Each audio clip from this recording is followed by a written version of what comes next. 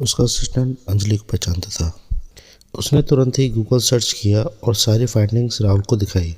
सारी डिटेल्स पढ़ने के बाद राहुल ने अपने होठ काटते हुए कहा, लेट्स गेट मैरिड। रणधीर ने उसके प्यार का ऐसा मजाक उड़ाया था जिससे अंजलि बहुत दुखी थी।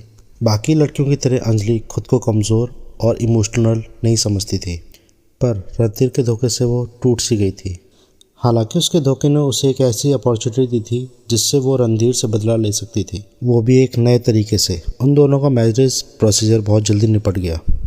आधे घंटे में ही उसे राहुल की पत्नी घोषित कर दिया गया। अगले 20 मिनट में उनके हाथ में उनका मैरिज सर्टिफिकेट था।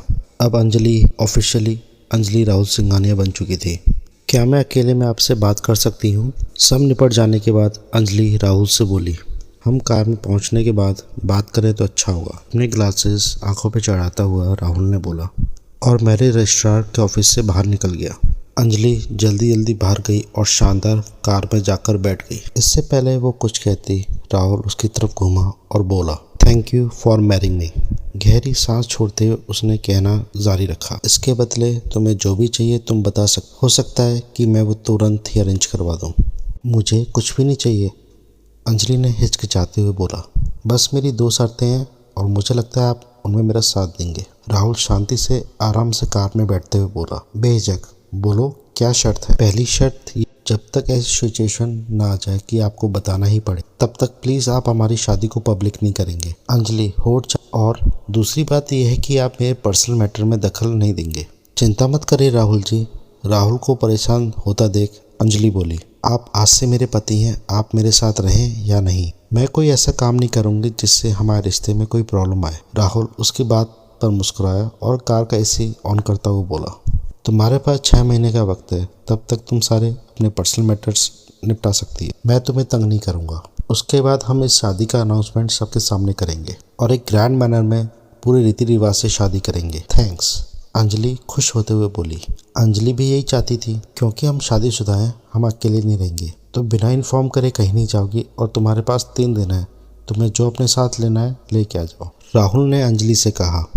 हालांकि वो दोनों शादीशुदा थे, फिर भी अंजलि को राहुल की बात जस्टिफाइड लगी। अंजलि ने बिना वक्त गवाए कहा, ओके। जब दोनों ने एक दूसरे की शर्तें स्वीकार कर ली, अंजलि कार से उतरी और एक तरफ बढ़ गई। कार में फैले सन्नाटे को तोड़ते हुए राहुल के असिस्टेंट ने राहुल से कहा, अब आप क्या करना चाहेंगे सर? अब यहाँ से आप ऑफिस जाएंगे या फिर आप अपने घर में इस शादी के बारे में बताना चाहेंगे? तुम इस अंजलि का पीछा करो और इसके हर मूवमेंट की खबर मुझे देते रहो, राहुल उस दिशा में देखते हुए बोला जहां अंजलि गई थी। मैं देखता हूँ मुझे क्या करना है। इतना बोलकर वो कार से उतर गया। वो अचानक से आई इस लड़की से शादी करने के लिए तो तैयार हो गया था, और फिर बाद में सोचते हुए उसे लगा कि इस लड़की का कुछ ना कुछ एजेंडा जरूर। अभी राहुल को समझ में नहीं आ रहा था कि इस लड़की का एजेंडा क्या था। वो एंटरटेनमेंट इंडस्ट्री के सबसे बड़ी कंपनी का CEO था। जहाँ तक उसे याद आ रहा था, उसने 3 साल पहले अंजलि के बारे में बहुत कुछ सुन रखा था। 3 साल पहले वो एक सेलिब्रिटी मॉडल थी जिसने सभी को पीछे छोड़ रखा था, लेकिन अचानक ही उसने कई बड़ी कंपनियों के ऑफर ठुकराने शुरू किए, जिसके कारण उसे ब्लैक लिस्ट भी कर दिया गया। बाद में खबर आई कि उसने रणधीर की छोटी सी कंपनी का कॉन्ट्रैक्ट साइन किया है। इस खबर से पूरी इंडस्ट्री हैरान हुई थी कि उसने इतनी बड़ी सारी कंपनियों को छोड़ के एक छोटी सी कंपनी को क्यों ज्वाइन किया।